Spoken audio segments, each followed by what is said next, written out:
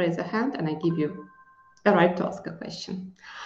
So let's start. Our first presentation is an approach to business process models, structures analysis, errors detection, and cost-saving estimation. And our presenter is Enrico. Andrei, the screen is yours. Please, you can start your presentation. Thank you. Please remember about the timing. Yeah, thank you. Good morning, dear colleagues. Let me share the screen. Okay, I hope it's fine. You can see the slides. Yes, we can. Okay, so dear colleagues, I'm happy to participate in this event and to deliver a presentation of our paper, An Approach to Business Process Model Structuredness Analysis, Errors Detection, and Cost-Saving Estimation, prepared by me, Andrei Kop, and my colleague, Dmitro Orlovsky. We are employees of Software Engineering and Management Information Technology Department of National Technical University, Kharkiv Polytechnic Institute. So let's begin with the presentation structure. At first, let's cover the introduction.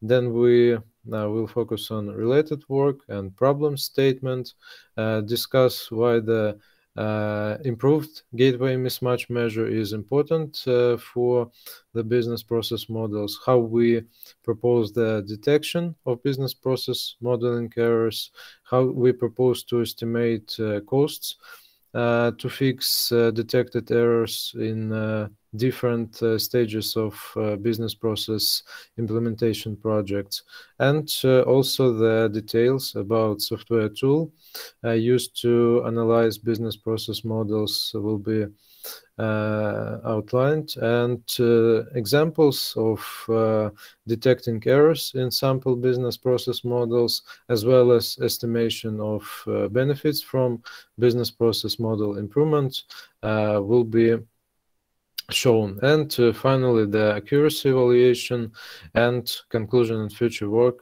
will be outlined. Let's start with the main definition in this subject area. So, in general, business processes are considered as scenarios of activities which execution is driven by events and decisions. And also by different other sources, business processes are considered as chains of events, activities, and decisions. But business process models are special representations, usually graphic representations of business process scenarios. They're used to describe business process in the visual way in order to help design and analyze information system workflows for future improvements.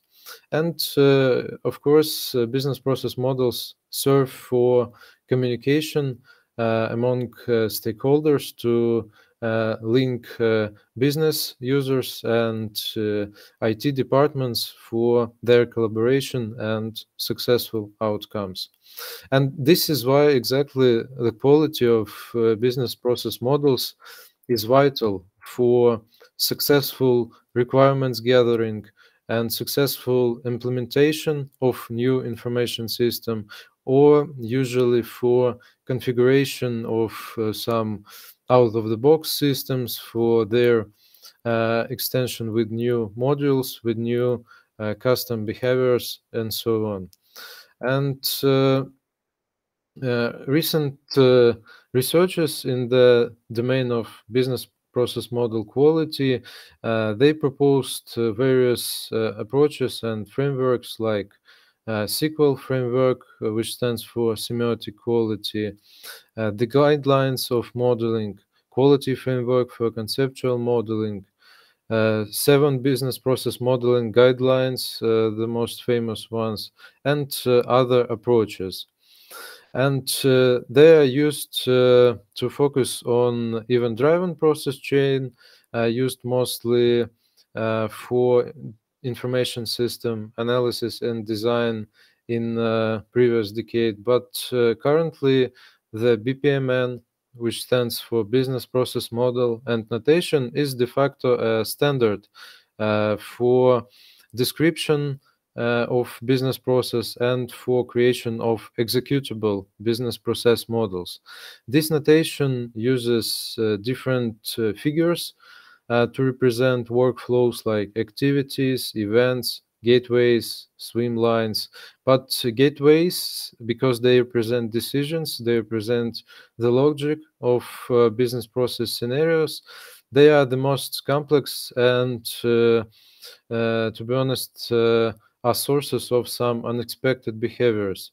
And this is why research of connectors or gateways interplay includes special concept of business process model structuredness. This term structuredness means that each split connector should match a corresponding joint connector of the same exact type. And this is why such structuredness phenomena is important, because it could, if the business process models are poorly structured, there could be caused at least two kinds of errors, like deadlocks. Such situation is shown in the left side, when the business process could not be finalized because, for example, some active paths were initiated, but they could not be expected, and they could not be synchronized. And also another kind of issues are lacks of synchronization, when special gateways to synchronize process are missing, and this is why multiple instances are occurred more than it was expected.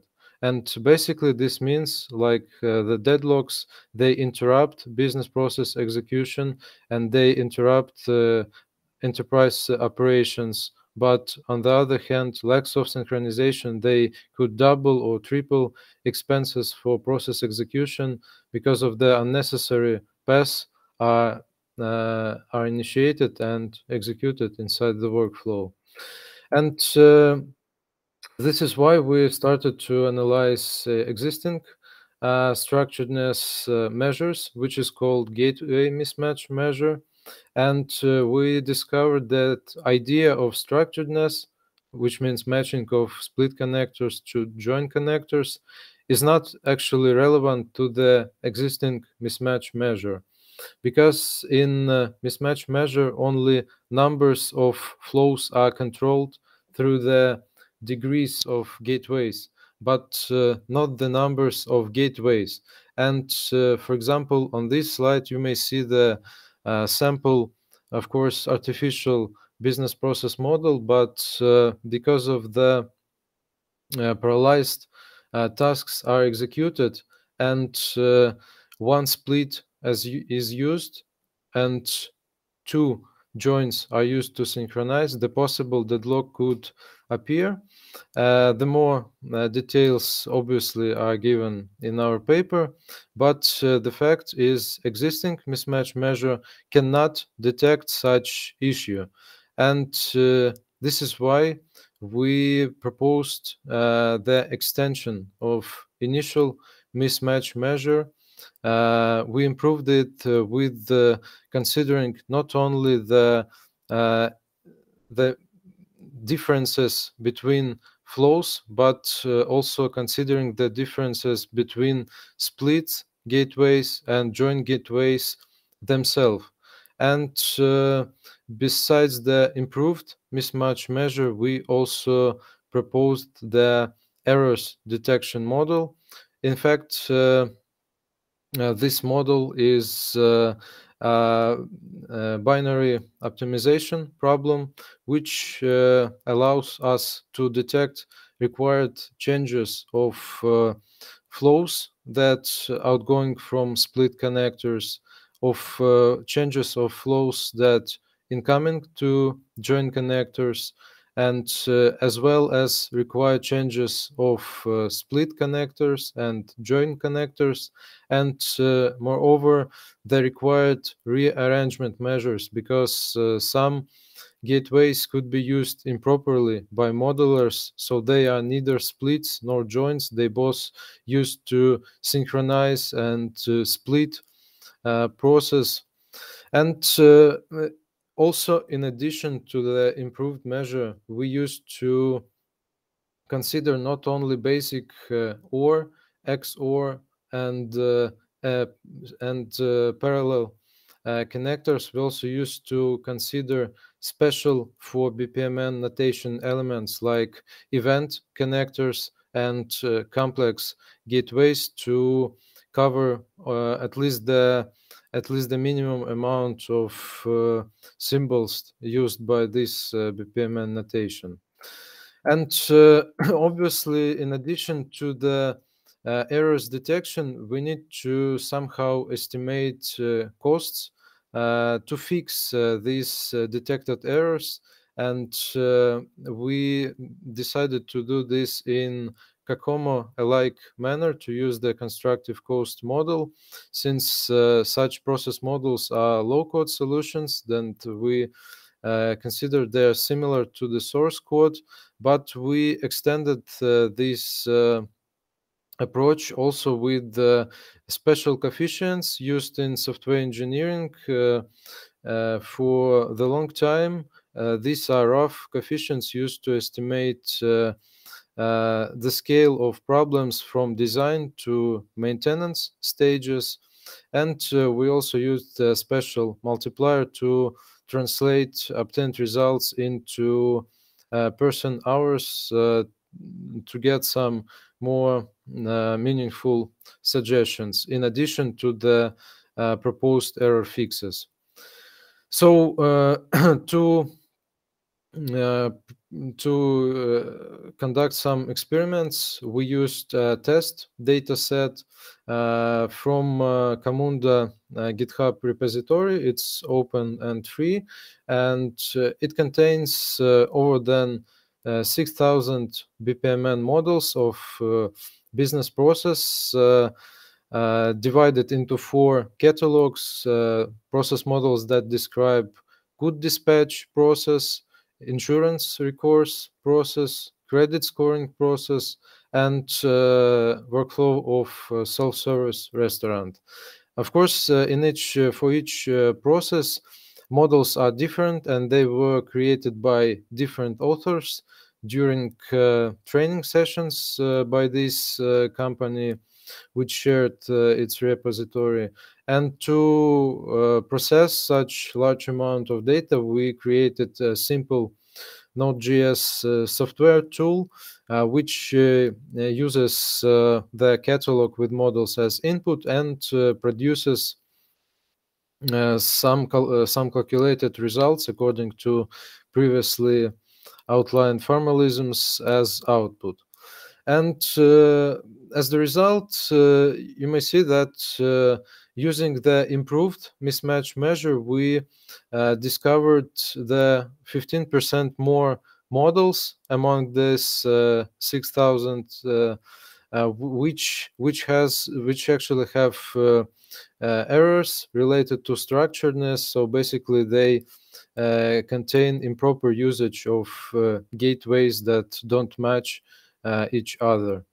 And some of these sample business process models are shown here. So, for example, the fragment of insurance payment recourse process model, it demonstrates how the corresponding join is missing. It actually demonstrates the split of event gateway, but it doesn't have respective join of event gateway. It has it also has some XOR element, but it's moreover neither split nor join, because it has also synchronization and then split by itself. And we also demonstrate the fragment of dispatch of goods business process model. It shows how corresponding join is missing for this split event, and how flows do not match with this split and join elements of gateways. And it also demonstrates the element which is used improperly completely. It's neither split nor join, again similarly to this one from another model. And more fragments of credit scoring business process model. It shows that also corresponding join is missing. They are of different types. And fragment of self-service business process model also demonstrates that here we have split of exclusive choice, but the corresponding join is missing. We have here some join, but in fact it can be used as separate join because it's used improperly again, and it's of different type as well. So, and we used our formula for rough estimation of costs used to fix the detected errors from the design stage to implementation to test and to maintenance stage. And we propose to use such visuals to accompany to the detected errors results to motivate business process modelers or other people who may use the software to see that how much troubles they may have in future when information system with such improper process model will be implemented in compared to fixes right here in process modeler to avoid all these issues. And finally, we used some accuracy evaluation to estimate our calculated results. So the main problem is that in real world business process models of BPMN, of course, event-based and complex gateways, they can be mixed with simple gateways. And this is why we considered such recommendations related to improper gateways of event type or of complex gateways type as presumably incorrect. And we calculated accuracy as the ratio of number between presumably correct suggestions and total number of suggestions obtained using the optimization model considered before. And we got such results. Of course, this result is only for considered subset of business process models, and in future it should be improved and recalculated as well. So generally, we got that detected mismatches in insurance recourse and credit scoring business process models that include such event-based gateways and complex gateways are considered as presumably incorrect. To conclude, we provided some modified and improved mismatch measure for BPMN process models to find deadlocks and synchronization issues, and we proposed errors detection model and software tool prototype to automate this structuredness improvement process. And obtained results demonstrate examples of some detected errors of analyzed set of BPMN models.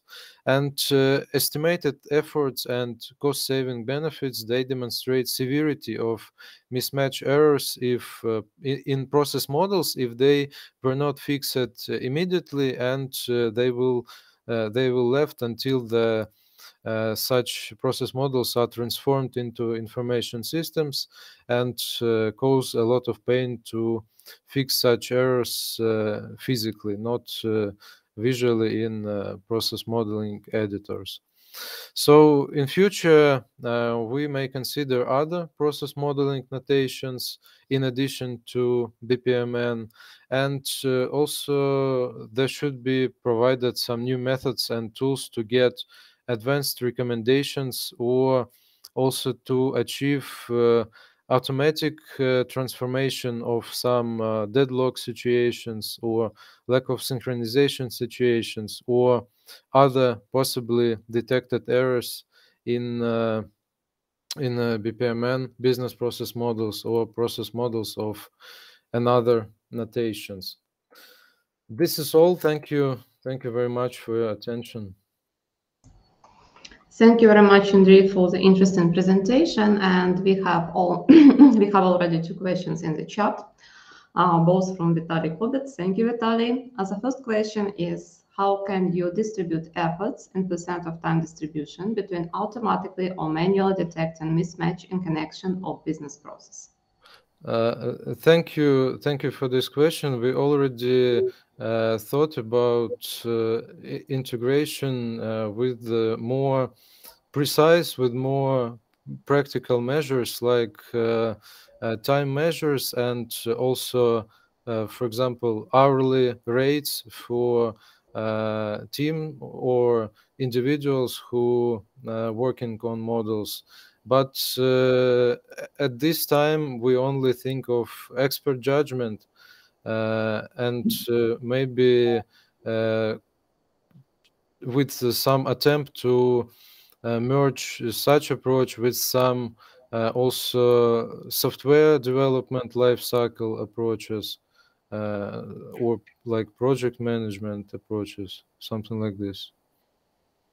Thank you. The second question is, what is accuracy of model can be enough to correctly describe business process? Only 100% or below 2? For now, only 100%, and we understand now that this is also some rough estimation, and we plan to use maybe fuzzy logic systems so they can give more human-like suggestions with some linguistic scale for different levels of acceptance, because some process models are not necessary to be executed in workflow engines, and they only serve for visual representation, and that's why several quality rules could be relaxed depending on project requirements, I suppose. Thank you. I have one more question. It's a bit practical, not technical. So my question is, so I understood from your presentations that you already tested the results on some databases, and the results are quite impressive. But what is the future for this research? Are you going to cooperate? Are you going to sell it? Let's ask directly. Are you going to sell it to some companies or what? Yeah, it will be interesting to create some service for process model evaluation, and for that may combine these paper results and previous research results to provide some platforms like we have, or at least framework like we have for software code testing, the same to provide for business process models testing and quality assurance. It will be interesting for us. Okay, thank you very much. Thank you. Any questions from the participants? Please, you still have some time. Just raise your hand if you don't want to type anything in chat. Okay, since we don't have anybody who would like to ask more questions, Andrei, thank you very much again. Thank you. It was a pleasure to have you here in my session. I hope I will see you next year too. And with more results, of course. And now I would like to invite the next presenter.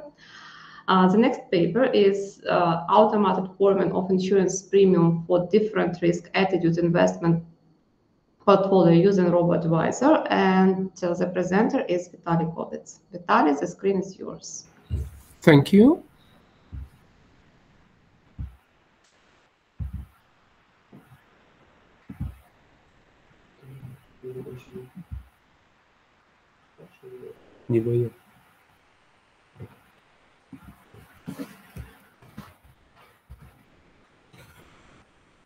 So I hope you can hear me and you can see our presentation. So good day, dear colleagues, dear session chair, dear Tatiana, dear participants. Let us present the research about the automated forming of insurance premium for different risk attitude investor within cognitive constraints, automated forming of insurance premium for different risk attitude investment portfolio using robo-advisor. It's our common research prepared by me and my colleagues, Valeria Yatsenko and Igor Popovich. So the research has the following structure. Firstly, we will analyze cognitive constraints and investing, as well risk and its role in investing briefly. Then we will study models of robo-advisor for different goals of investor and methods for identifying investors' risk attitude. Then we will demonstrate the estimation process of an insurance premium formation for different risk attitude investors, and finally conclude. According to the modern portfolio theory of Markowitz, an investor behaves rationally and makes decisions based on two main factors, risk and expected returns. Consequently, an investor, as a rule, chooses a portfolio with the highest returns and/or the smallest risk. However, we know many examples from our evidence when even experienced investors often make illogical decisions about their finances, usually an identified portfolio or risk concentration. As a result, Kahneman says the decisions made by economic agents usually differed from those that were made based on the Homo economicus model. Even Markowitz, creator of modern portfolio theory, didn't use this theory in his own choice of portfolio and simply created a 50-50 mix of stocks and bonds. The reason relates to some behavioral patterns. You can see that prospect theory, it's a different attitude to the same situation. Errors in estimating the probability means overestimation of the likelihood of occurrence of positive events or events that will not happen, or underestimation of the likelihood of adverse events or events that are most likely to occur. Disposition effect means desire to avoid regret and seek pride. Tunnel vision concentration of the experience means herd instinct or masses effect behave like others do, even irrational. Overconfidence and illusion of control, the ability to overestimate personal knowledge, risks, control, and performance of assets people own. We assume that cognitive limitations will become more urgent in the conditions of growing volumes of information and restricted financial literacy. Thus, this paper aims to estimate personal insurance premiums for different risk attitude investment portfolios using robo-advisor to guarantee desirable investor income. Let us analyze the main cognitive constraints together. Choose the price you will buy a product. You see that the difference between them is only 1 cent, but you choose first of them. It's an example when investors tend to focus on round numbers, the leftmost digit or a number of preferred integer, halves or quarter prices. Another case, low-cost shares. Despite the company reputation or income prospects, investors prefer low-cost shares to expensive ones. One more example is in use. This factor becomes more and more crucial nowadays, as well as the ability to identify valid and important information. Investors can pay more attention to irrelevant information, most influencing their final decision while skipping an important one. For instance, an individual investor can make a personal forecast about the dollar exchange rate based on popular social or political news, such as the Afghanistan case, rather than deeply analyze financial news and financial market dynamics. A popular cognitive limitation is the disposition effect. It intensifies to sell good assets quickly while bad assets are being kept. We can see this effect often in share markets or the cryptocurrencies market. A similar situation arises when we meet overconfidence. It leads to two possible situations: poor decision, purchase the wrong stocks, or selling a good performing stock, and unreasonable risk taking, and consequently portfolio losses. Overconfidence can result in higher risk levels in the context of risk due to two reasons: purchasing risky assets and under diversity the portfolio. You can see it here. Many studies prove that the economic cycle or financial market dynamic plays a significant role in investors' behavior. When the market grows, investors seem to be more optimistic and pay more attention to their portfolios, seeking risk assets, and vice versa. Finally, investment decisions can be driven by various other factors: mood of groups or even society, news, sunny days, results of sports events, closeness to the investor's home, and many others. That is why we can add one additional factor, insurance premium, to upgrade modern portfolio theory. Before the investment process starts, we need to identify the risk profile and investment goals of the investor. To do it, the investor should answer a list of questions. Based on it, his or her psychological and investment portrait is formed, and the risk propensity is highlighted. He or she is also asked to determine the particular goals for investment, to buy a new house, for example, etc., and to choose not only the primary goal, but also several additional ones. For each goal, the investor may have a different attitude to risk. So we consider following type of risks: conservative with risk minimization, not inclined to take risks for savings, for education, retirement, for example; aggressive with maximizing profitability, inclined to take risks to launch a new startup, for example; and moderately aggressive with a desire to achieve minimum risks with maximum return, neutral to risks for savings for a new home. Based on the information, we create the architecture of robo-advisor based on open data about financial instruments, such as cryptocurrencies, stocks, exchange trade funds, or ETF, etc., for drawing up investment plans and portfolio diversification for different risk attitude investors. Using, for example, cryptocurrencies, we can see that the risk aversion significantly influences on the structure of cryptocurrency funds. It depends on the goals of investors. To identify investors' risk attitude, we used three methods. Then to assess automated risk premium for the investor through robo-advisor, we transformed the results of the investor questionnaire into his utility function. These methods includes three of them. First method means diagnostics of the level of personal risk readiness, so-called Schubert scale.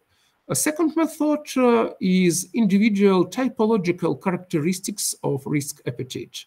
And method 3, or methodology, means diagnostics motivation for success.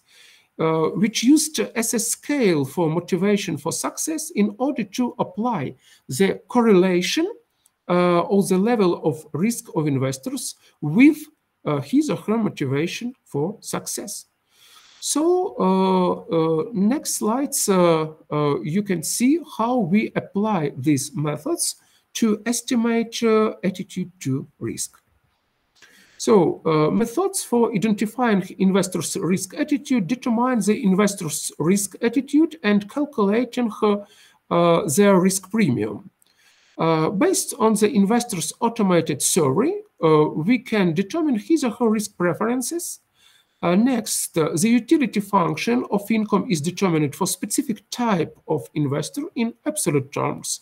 In our case, it's a monetary units. And next, the distribution of his or her investment between assets and the risk premium for the investor is calculated. Results of Schubert scale includes points from -15 to 15. It means from very low to very high value, from very risk averse to very risk seeking. After polling investors, all scale should be normalized to the interval from -5 to 5, in which, according to experimental data, the range of investors' risk attitude. As you can see in this case, we can transform our scale from Schubert scale to risk scale from Y, and after that we can use Harrington desirability function. So it's a way to go from Y to B. In this case, using Harrington desirability function, we can convert results of investor questionnaire in investors' attitude to risks. In this case, it's parameter B, which can vary from very risk-averse till very risk-seeking. In previous case, you can see that first 20% means very low value and very risk-averse. From 20 to 37, low value, risk-averse, etc. This case scale from 80% to 100% is a very high value or very risk-seeking for investors. In this case, a second scale, after that, we use individual typological characteristics of risk appetite and another methodology to disclose same risk attitude of an investor using analogous transformations. Average parameter between scale 1 and scale 2 give us more reliable estimation of investors' risk attitude. In this case, you can see also transformation from a scale of question. In this case, this scale vary from 0 to 40. And after that, they transformate it to the scale from -5 to 5. And after that, using Harrington desirability function, we can obtain parameter B.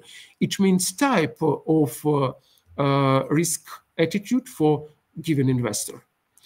And at least methods of diagnosis one's motivation for success, ILRs, is used as a scale for motivation for success in order to apply the correlation between the level of risk attitude of investors with their motivation for success. Of course, it means what we need more data from investors to estimate these correlation parameters. In this case, we can use this thought scale as additional to consider how strong the goal to investor in context of their investment plans. Here, you can see example of revealing risk attitude of investor using 3 previous methods. In this case, we got very averse investor with very high value of motivation.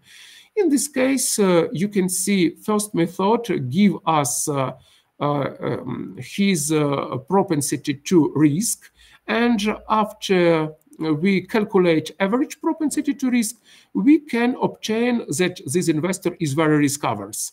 And method 3 gives us conclusion about very high motivation of this investor. In this slide, you can see that insurance premium for investor we can find as difference between expected return on investment portfolio, it means W star, and guaranteed level of return, W average, for example. It's a maximal insurance premium as difference between W star and average W to avoid the risk. It means maximal sum which can pay investor to decrease the risk in this case. So after that, insurance premium for investor, we can find is difference between expected return on investment portfolio and guaranteed level. And after polling the investor and determining his propensity to risk, the majority of investors are determined as risk averse.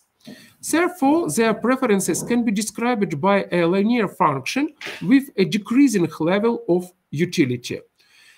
In this case, you can see that you can obtain this risk premium using, for example, estimation of risk in H. H means maximal risk which applied for this investor. And after that, we can calculate for the investor insurance premium, which are presented in table on current slide. The insurance premium side of the investor will be about 5.6% of the estimated investor's income. Thus, with an increase in the expected income by, for example, 500 monetary units, the size of the insurance premium will grow by 28 units. In this case, we can conclude how many insurance premium will be for different investor.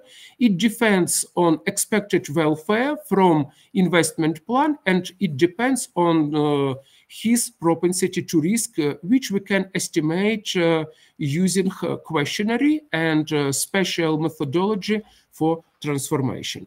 So in this case, we can make some conclusions. Developed methodology for automated risk premium assessment for the investor through robo-advisor by transforming the results of the investor questionnaire into a utility function, for example, using Harrington scale. The second one, the results of the investor questionnaire using Harrington desirability function determine the type of investor via the attitude to risk scale. And based on the investor utility function was developed a method for determining a personalized risk premium in absolute and relative terms. In this case, we propose to use this approach to guarantee that investor can save his or her money and to stimulate into use, for example, automated platforms to invest their money in financial instruments with high risks, for example, cryptocurrencies. That's all. Thank you very much for your attention, and I will be, I hope your questions to answer on them. Thank you very much, Vitaly, for the interesting presentation. It's not only just the research, it's also a big deal for practical approach.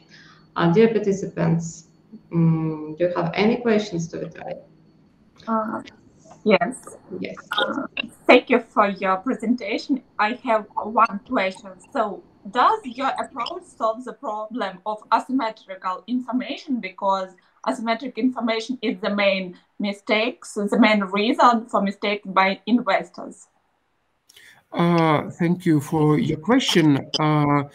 As I understand, asymmetry information, you mean between investor and available information about financial instruments.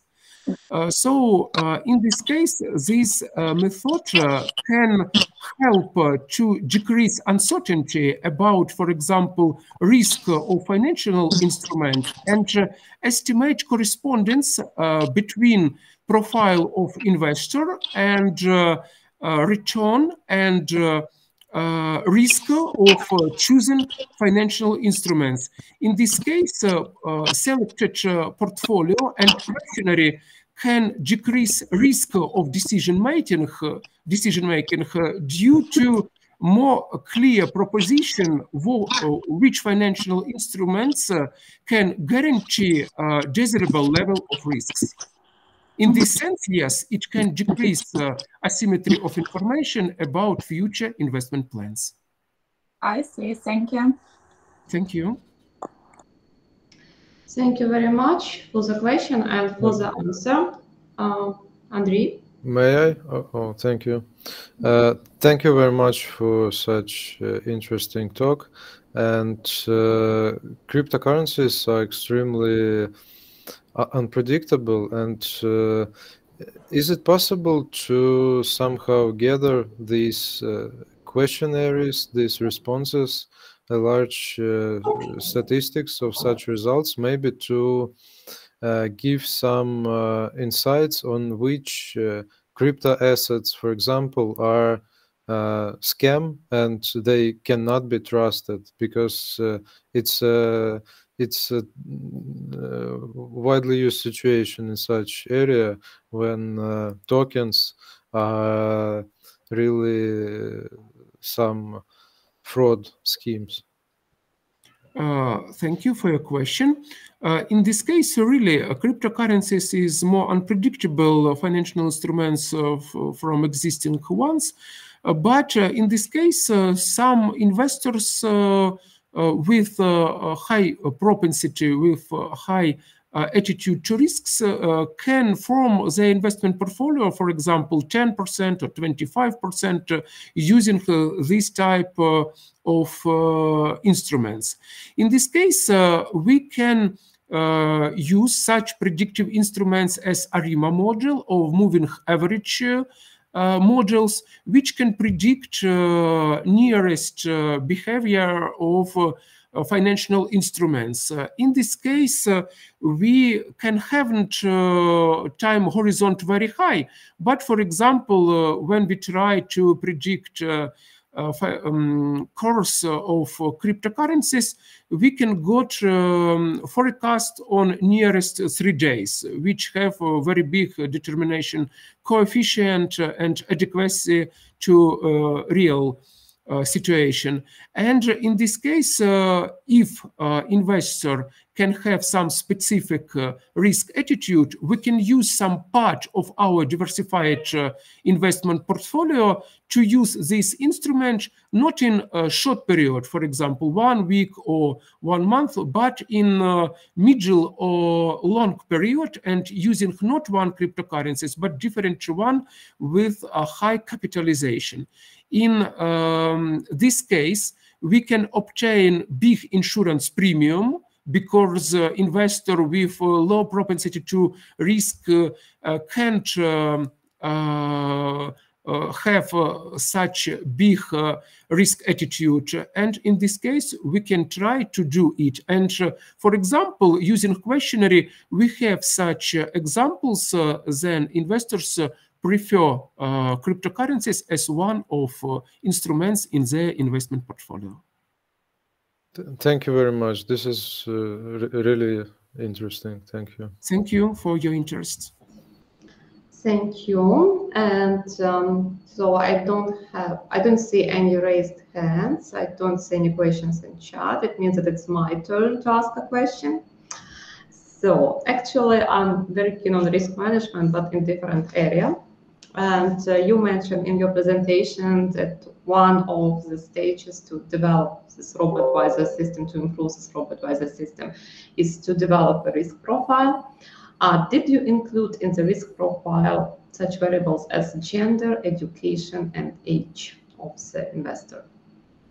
Thank you for your interesting question.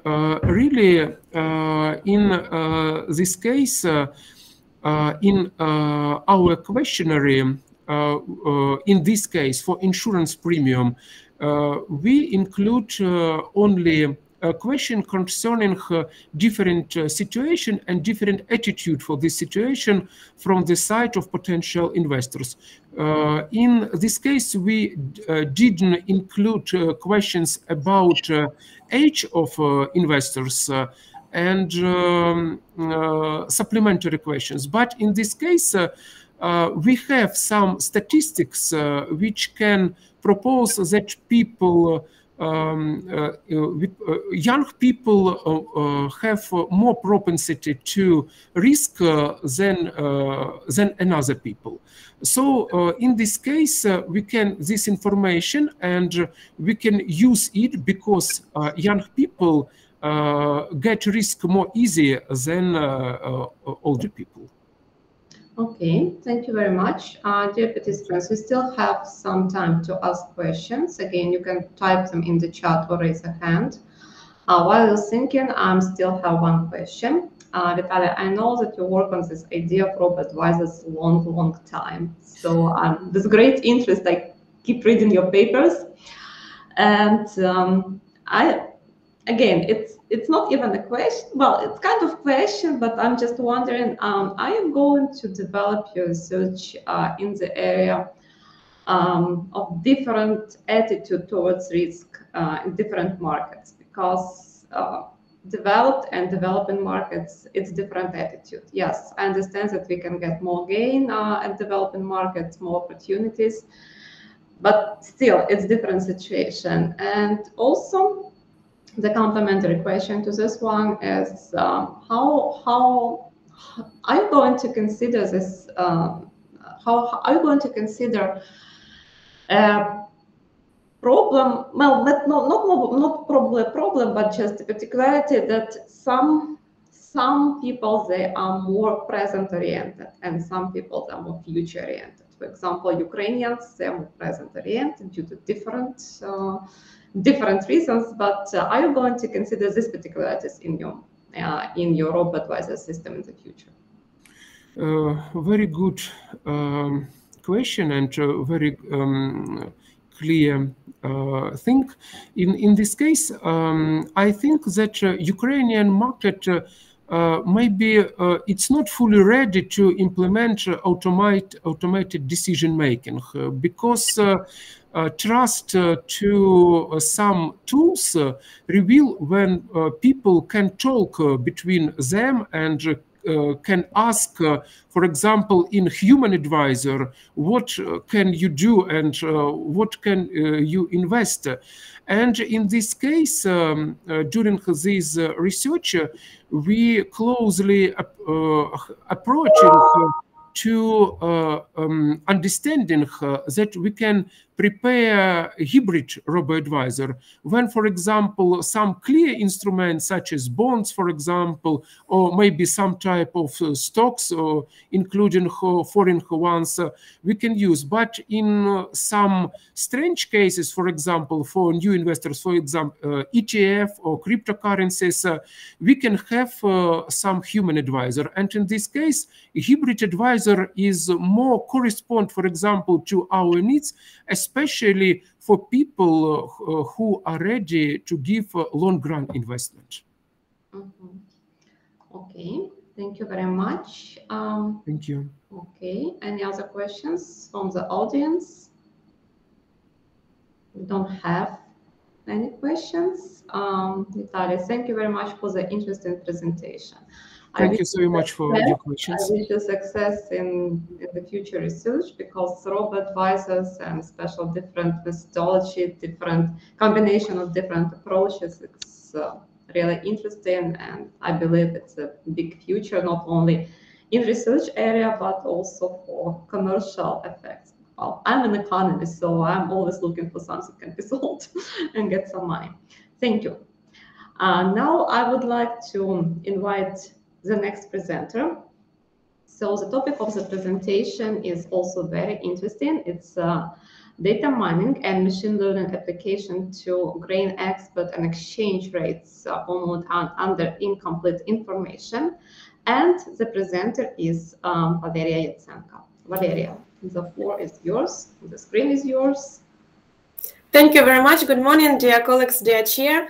Let me present my research, and if you don't mind, I will switch off the video to prevent some technical failures because I have not very good internet connection.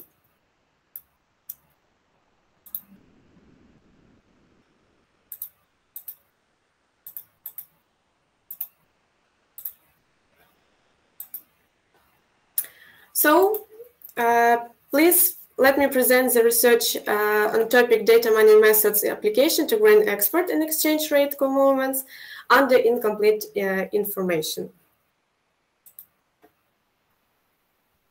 So first we will look through the basic points of the research, then we will analyze the component maps for wheat and corn exports, and finally conclude about the relationships between exchange rate and export revenues. So let's start. First of all, I want to explain the choice of the research topic and the crucial importance of the exchange rate for a modern economy. At micro level, the exchange rate influences both current activity and long-term strategy, mainly when the company acts internationally, and even if it doesn't. Nowadays, we face the situation when exchange rate influences indirectly, even if companies focus only on the domestic market. At macro level, we speak about financial security, namely servicing foreign debt and trade balance. That is why the last one is connected with relative international competitiveness. Consequently, the stability of the exchange rate presents an economic balance of the country, or in other words, a relative economic health. Moreover, this topic becomes more urgent in developing countries and small open economies such as Ukraine. However, there is one huge gap in domestic and foreign studies of the exchange rate. The great majority of Ukrainian scientists truly believe that currency devaluation positively affects export. To examine it, they widely use multiple regressions based on traditional factors such as GDP, inflation, official reserves, import, export, and etc. Vice versa, foreign scientists consider plenty of additional factors, namely elasticity of goods, elasticity of imports or export, whether it's final goods or intermediate materials, what is the monetary policy and its instruments, what is the term of trade, relative term of trade, transition costs, and etc. Moreover, they use advanced economic methods. However, regression itself has some limitations, especially if we speak about hryvnia. We have seen plenty of researches, plenty of studies about the exchange rate based on time series data that present 20 or 30 years of observations, monthly data of 20 or 30 years. If we speak about hryvnia, it was established only in 1996. That is why a regression model based even on monthly data present invalid results. In this case, to our mind, fuzzy logic or neural networks methods have good prospects to explain the exchange rate and its fluctuations. That is why the research aims to research for patterns of large data sets based on proceeds of grain export, exchange rate, and other factors using the data mining tool. And the study hypothesis is a significant influence on the exchange rate on export revenues. I'm sorry to interrupt you, but we see just the first slide. It's not moving. You should press F5 and try to go to the next page. Okay, I'm sorry. Well, it's still not full screen. So we see the full PowerPoint panel and. Okay, I will.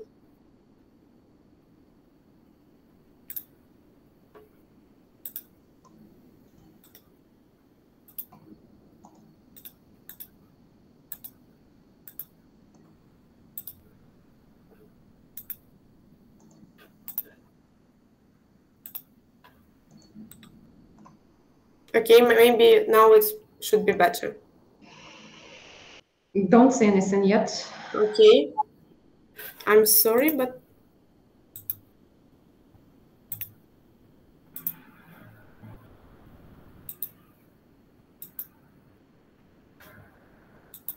Okay, now it's moving. Well, Now you should see the second slide. Yeah, but I see the whole PowerPoint thing. Could you please press F5? I press, but it doesn't work. I don't know why. Use menu. Okay. So you have to move them. Yeah. Yeah, I will do it like this. Manually. Okay. I'm sorry for this inconvenience, but I don't know why it doesn't work. So I was telling about this slide several minutes ago. So the research problem seems like this because we have very huge gap between foreign studies and Ukrainian studies, and we assume that neural networks and fuzzy logic can meet this gap, overmeet this gap. So now you can see aim and hypothesis, and let's move to the results of our research. So first of all, I want to explain why we choose Kohonen map. Kohonen networks present a class of neural networks used to identify weakly formalized processes, classifications of multidimensional data, and forecasting. They allow identifying relationships that classical regression models do not demonstrate, especially if we speak about Ukrainian foreign exchange market and forecasting the exchange rate. In this case, our goal is not to improve the method, but use a new approach to study the exchange rate.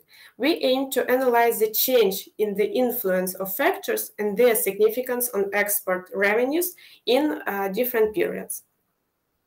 So we choose the period between 2012 and January 2021 because in the second quarter of 2014, the hryvnia started to devaluate. 85 periods were analyzed, and to study the relationship between the export revenues of grain and the exchange rate dynamics, we formed a sample of the main factors that potentially affect the dynamics of domestic exports. Its 14 macroeconomic indicators present these factors.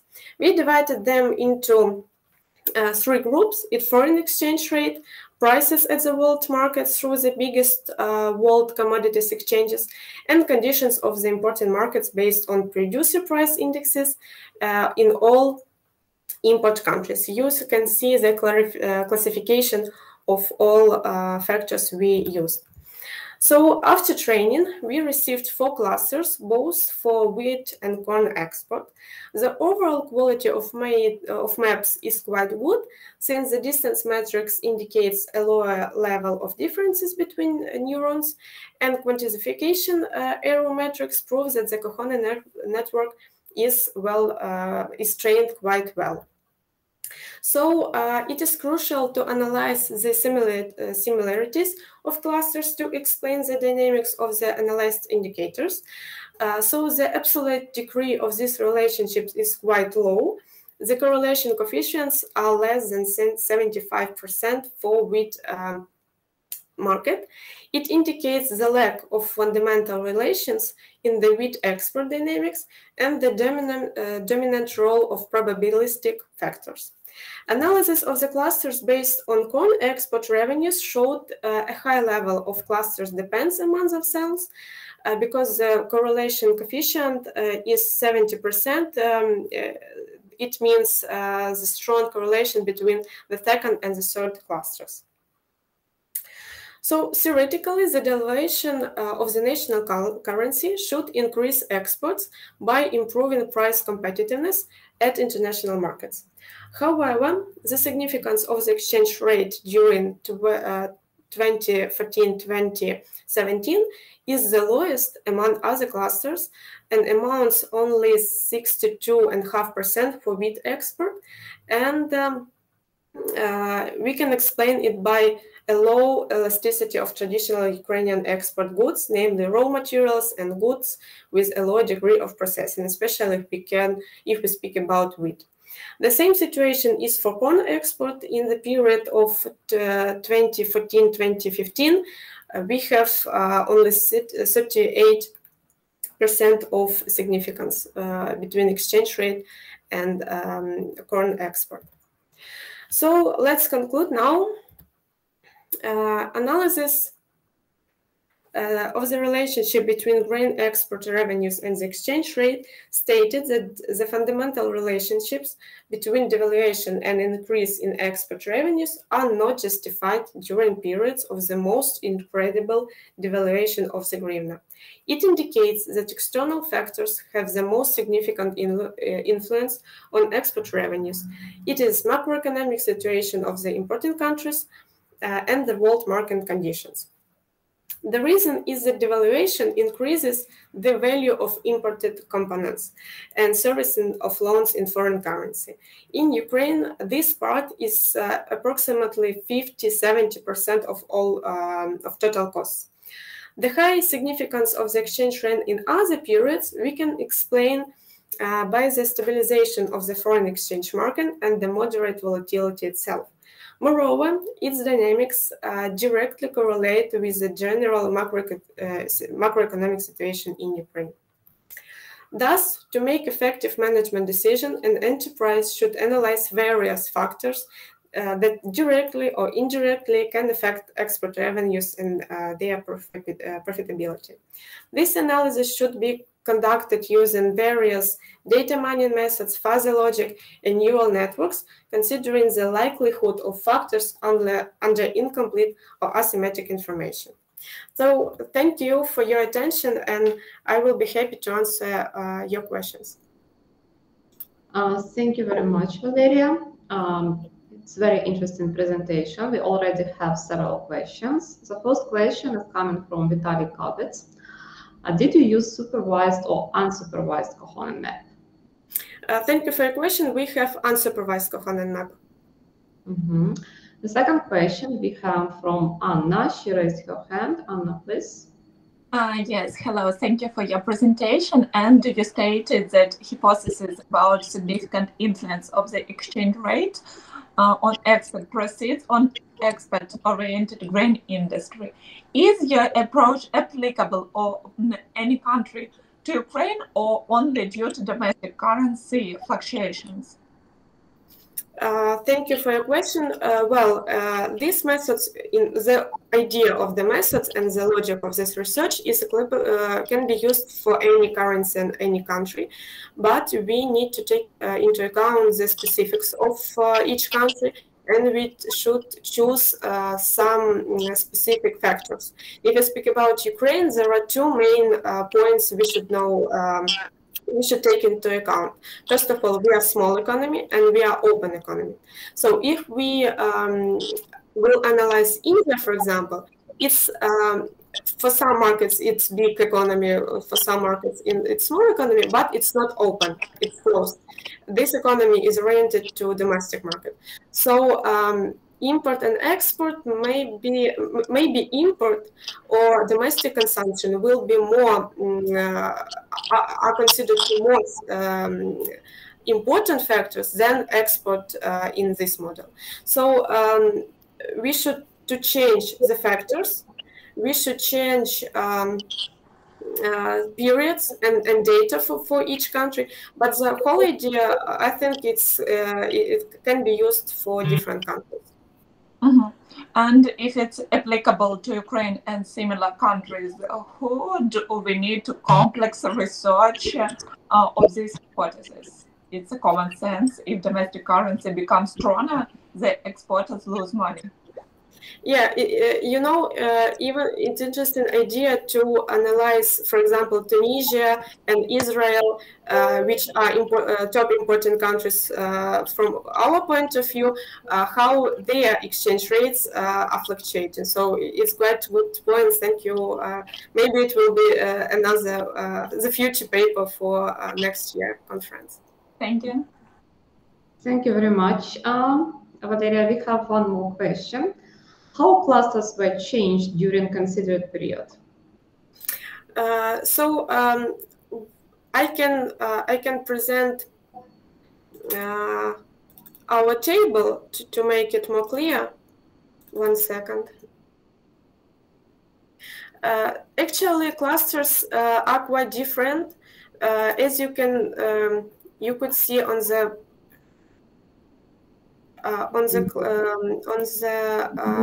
slide.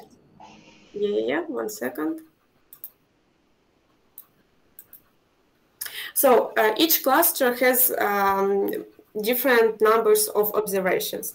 It can be from 11 to 38, like is how like for maze expert. So it means that clusters are not similar, and they cover different periods, short or long term. So if we speak about significance, I will show now the table. 1 second.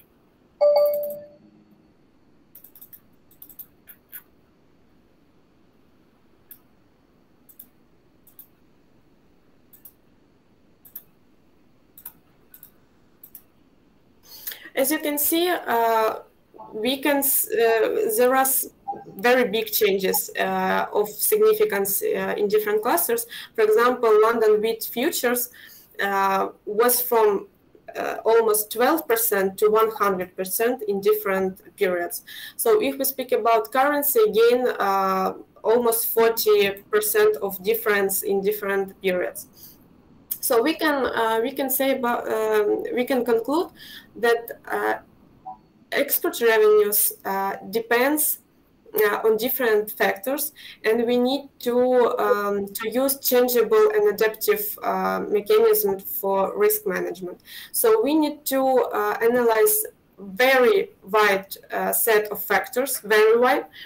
Not only this, but very huge data, and check it maybe monthly to analyze and to check and to verify some changes in dynamics in changes of world market to adapt the risk management.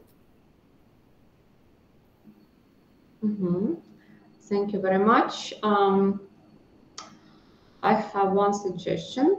So maybe somebody would like to ask a question. We still have time, so you can think about your question. So my suggestion is regarding your title, because in the title, I see it's like, okay, under incomplete information and no idea about sample. So if I read the title, I think, okay, you're going to write about the whole world. But for example, I don't say anything about China. And it's really one of the biggest exporters, and the currency fluctuation is also very interesting from this point of view. This is why I think you should rethink the title, just to bring it closer to the content of the paper. It's just a suggestion. Again, it's up to you because you're an author. Again, talking about influence of currency exchanges and grain export. It's a very complicated topic because as an analyst, for me to give advice to my clients about future prices for the grain, because they play with futures, with forwards, it's very complicated. Just for the future research, what kind of control variables are you going to consider? And or I can ask it differently. For example, you're in a real situation and you have this question from your client and your advisor. Yeah, I understand the point. Several years ago, we tried to forecast exchange rate based on a regression model, and it presented nothing. The model was quite good from statistical point of view, but from economic point of view, it was totally invalid because our model and forecast presented totally opposite trend for hryvnia in 2019. After this, I understood that exchange rate is unpredictable, and no one current method in econometric or computer science cannot predict the exchange rate. So my opinion is to prepare some scenarios: negative, the worst, the most acquired, and the positive, and to make some to prepare yourself to these scenarios, and you should adapt your risk management to it. So if you see that devaluation, the currency devaluates strongly, you should go for your negative scenario if the devaluation is negative for you, because it's tricky point, because devaluation for some companies can be a positive effect. So if currency go up, national currency go up, you should go for by positive scenario. You should go. You should have some. You should calculate some risk appetite and know what's the cost, what's the worst scenario for you, and what is catastrophic costs. Mm-hmm. Thank you very much. Yes, actually, scenario approach is the most useful in this situation because it gives you some room for decision making, and you also must be you always must be prepared for something. Some unexpected can happen at the market, positive or negative. So we have to prepare. We have to be prepared for many different scenarios. So I don't see any other questions from our participants. Valeria, it's my pleasure to see you again and again in ICTERI. You kind of our regular participant, and my pleasure also to see how you grow from the conference to the conference, and your research is just become more rigor and rigor. And well, you got my point when I asked you about the models, because I also remember the paper which you presented about currency fluctuations. I wish you success, and I hope to see you next time in the session again. Thank you very much. It's my pleasure to receive some comments to upgrade and to improve my study. Thank you very much. Thank you. So it's a time for the last presentation in this session before the lunch break. I bet everybody is hungry already, but we still have one interesting topic, the development of investment projects attractiveness assessment software. And I would like to invite the next presenter, Alexander Berehovy.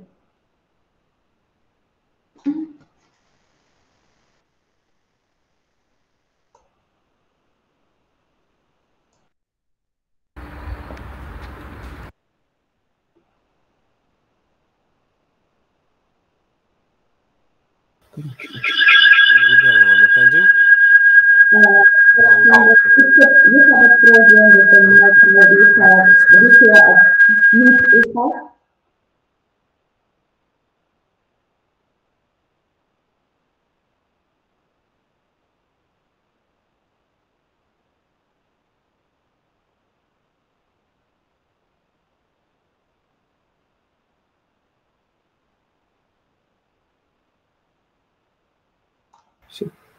I'm sorry, some technical problems occurred. Yeah, now it's better. We can hear you. Regarding your presentation, it's on full screen yet? Раскрыли там, но не раскрыли. Можете, Анна, подождите. Вот тут вот давайте мы сделаем опять. Will it work? Потом сейчас окно транслирования. Извините, на экран. Здесь не полностью. Да. И выбирайте. И выбирайте презентацию. Так, сейчас опять нажмите. It should work now. Yeah, it does. Now it works. Yes. Thank you.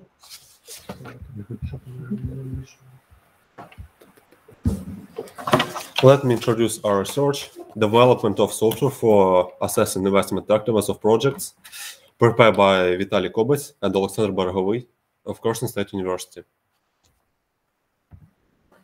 Due to the rapid development of the innovative economy and the commercialization of software products, there is a need for software that promotes automated analysis of financial indicators of various projects and helps investors make decisions on choosing the most investment attractive projects according to certain criteria. The paper describes creation of software for automated assessment of projects' investment attractiveness. Research goal is development of software for automated assessment of investment attractiveness of projects using defined criteria, software development of the BAS ERP platform using finance criteria. To integrate these criteria, scoring system for selection of investment projects was implemented. Comparative analysis of the software for assessing the investment effectiveness of project was carried out. The main criteria of assessing the investment attractiveness of projects were determined, and a software tool for automated analysis of investment attractiveness of projects was developed to evaluate different projects taking into account definite criteria.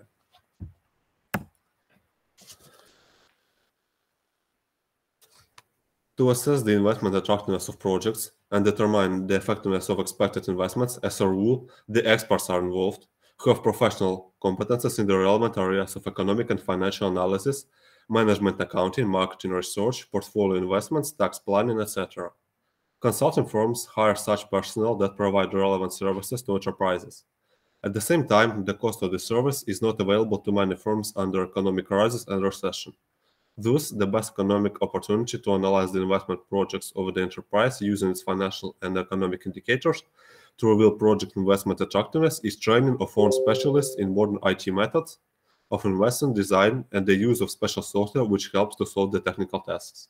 So, the purpose of the paper is to describe creation of software for automated assessment of investment attractiveness of projects. The main requirements for investment project assessment software include following measures: to conduct management accounting of financial and economic activities to identify vulnerable areas in investment projects, to perform calculations and technical analysis of the business plan for an investment project, prepare a feasibility study for obtaining a loan if it is necessary to attract external sources of financing, to evaluate the impact of exogenous factors and endogenous parameters of the overall effectiveness of the project, and finally to carry out comparative analysis in order to select the most effective projects. Our investment project assessment software was created using a built-in BAS ERP, a high-level subject-oriented programming language. The environment for using the language is the BAS ERP software platform. After analyzing the efficiency of existing investment project assessment software, which you can see on the table, we have defined the advantages of the BAS ERP software. They are familiar interface with the BAS accounting software package, open configuration that allows users to edit algorithms and processes, its own subject-oriented programming language, and ability to connect external data sources. The methodology for assessing the investment attractiveness of projects in most cases is based on the algorithms and recommendations of UNIDO, International Trade Organization, adapted to assess the attractiveness of investment projects in almost all business areas. According to these recommendations, the following evaluation criteria are proposed: net present value of projects, profitability index, benefit cost ratio, payback period, and internal rate of return. These criteria are supplemented by reports with general assessment of the investment attractiveness of projects and external data sources. More about the criteria. Net present value. The content of the criteria is that the current value of the incoming cash flows is compared with the current value of the outgoing flows, discounted over time at the insert rate corresponds to the inflation rate. The difference between these discounted flows is a net present value or a long-run profit. Profitability index is defined as the result of the ratio of discounted long-run profit and discounted costs. The index shows how much profit brings each monetary unit spent on the project implementation. This criteria characterizes the return on the investment costs and demonstrates the difference in the efficiency of the projects with approximate same net present value. Benefit cost ratio. This indicator is used to demonstrate marginal increase or decrease of project costs to save the investment attractiveness of project. Thus, the value of the indicator equals to 1.05 shows that the cost increased by 5%, the value index will fall break-even point, which is equal to 1. Thus, it gives the quick evaluation of the impact of economic and financial risks on the project results. Internal rate of return. This is the value of the discount rate, which demonstrates condition when the current value of project costs equals to the current value of project benefit. So the internal rate of return is the maximal credit interest rate at which the net present value of the project is 0. The return of investment period is the time required to return an investment amount of money to the investor. The lower period with greater investment attractiveness, since the project starts to make a profit faster. Scoring indicator of investment attractiveness. There are different approaches to assessing the investment attractiveness of projects. You can evaluate the absolute and relative investment attractiveness. Absolute investment attractiveness is considered for a particular investment project if the net profit for the entire project cycle is greater than 0. Relative investment attractiveness implies a comparison considered project with the industry average investment attractiveness of projects with other firms in the industry or with certain benchmark values. Most often, the following methods are used to assess the investment attractiveness of project: scoring method, venture capital method, and Barkos method. We propose to use scoring method, which includes combination of financial criteria to selecting projects. The basis of scoring method for evaluating investment projects is the theory of key success factors by R. Cooper and E. Kleinschmidt. In this assessment system, we have identified 5 most important criteria for the investment attractiveness of projects. Calculated value of each criteria in accordance to the table you can see on the screen can score from 0 to 4 points. Depending on the weight of each criterion, the overall instrument attractiveness of the project is estimated from 0 to 4 points, where 4 points is the maximum value of the scoring indicator of investment attractiveness of project. Software development checklist. Software development checklist is calculation of the net present value of the project, calculation of the profitability index, benefit cost ratio, internal rate of return, payback period, calculation of the scoring indicator of investment attractiveness of the project, creating reports with general assessment of the investment attractiveness, and connecting external data sources. You can see the sample data of protected income and expenses of an investment project. You can see the calculation of the main criteria for assessing investment attractiveness. And you can see the already calculated criteria of investment attractiveness of projects. A report with a general assessment of 2 investment attractiveness of project demonstrates differences in scoring indicators between these projects.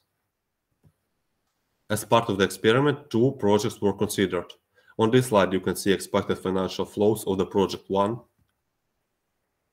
According to the calculation results, the main criteria of investment attractiveness of this project, assuming that the inflation rate is 17%, are displayed on this slide. The scoring indicator of investment attractiveness of the project is 3.2 out of 4 points. Conclusion: the project is an investment attractive, medium run, low risk project and is recommended for investment. On this slide, you can see expected flows of the project 2. The main criteria of investment attractiveness of this project are displayed on this slide. The scoring indicator of investment attractiveness of this project is 0.8. So the project is unattractive to investors, unprofitable, high-risk project, and is not recommended.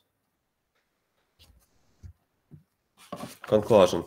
Comparison of investment projects assessment software revealed preferable investment projects assessment attractiveness to software developed module that can evaluate different projects, taking into account the finite criteria. To integrate this criteria scoring system for selection of investment project was implemented. In our software module, a configuration of the bus ERP program was created and constants containing current inflation were used. A reference book with list of projects, a document containing an investment plan for the selected project, registers of calculating investment attractiveness criteria, and reports with criteria and the scoring parameter of investment attractiveness. A software product has been developed that allows evaluating the investment attractiveness of projects based on a scoring model, taking into account discounted criteria for the investment attractiveness of project. That's it. Thank you for your attention. Thank you very much, Alexander, for the interesting presentation. Questions, dear participants? Well, I understand you're a little bit tired, but okay. We have a question from Alexander, from Enrico. The question is BSRP the same, compatible with 1S?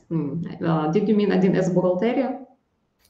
1S is a Russian software, so it's not legally allowed to be used in Ukraine. Yes. Bus ERP is the same software, but rebranded to be used in Ukrainian market. Yeah, it's the same thing, actually, yeah, because I work in this sphere, and so...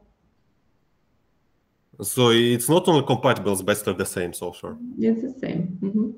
Okay, thank you very much.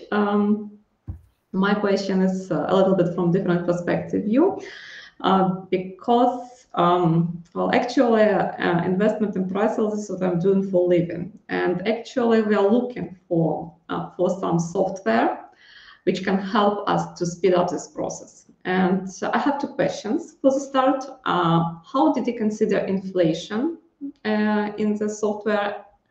And the second question, how is discount rate is calculated here, or do I have to put it manually in the menu? The inflation rate can be either inputted manually into the program, or it can be exported from external sources. And discount rate? Discount rate is calculated in the program. All you need to input manually are the expenses and the profits of the project. Manual, but inflation rate, we actually can't import it from external sources, because it's if the project, like for 5 or 10 years, is going to be different inflation rates, and sometimes we just don't have this prediction in our statistic sources. So what do we do with the long-term projects? With the long-term projects, we can use the medium, expected medium of the investment to compensate of the change of the inflation over the years. Mm-hmm. Okay, thank you very much. I believe you're going to work more on this software, because I see it's a very good start, but just for initial stage. And probably I'm going to be user of that software, but from my point of view, what I would like to have there, it's just, again, it's not a question, it's a suggestion, and I explain why it's important. So first of all, as I understood from your presentation, if you evaluate different projects, you do not consider in this software that projects can be splitted or combined, or some project can be removed or something like that. But actually, in realities, we need to consider these possibilities too. And if you do it manually, it takes a lot of time. And also the second suggestion, we need more indicators. The indicators which you showed us in the presentation, yeah, we all know about them, but actually financial management, it's not statical. It's not statical subject, and right now we use more indicators. For example, NPV is not enough. So NPV is good, but also we use adjusted present value as well. And sometimes we have a situation when NPV is positive and adjusted present value is negative, just because of condition of funding. And then how are we supposed to make a decision? So we're supposed to consider other factors as well, not only financial. And if you need to read more about different indicators, I can advise you to go to ICTERI website and just go to a section Advanced Financial Management, because they have quite up-to-date literature, or also CFA, they also have very interesting new methods for investment evaluation that would be really useful, and that will help you to create a product which you can sell. And believe me, it's going to be much better than what we have in the models to 1С бухгалтерия. The project is very bare bones at this point, at this moment, but I am planning on expanding it to be a more standalone software, a more self-sufficient software. Okay. Thank you. And questions from the other participants?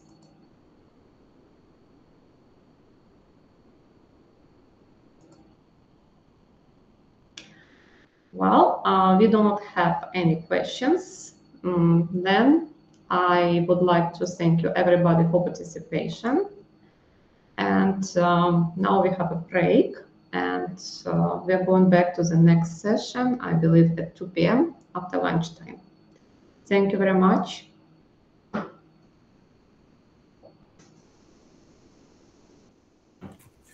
Thank you so much too. Thank you very much.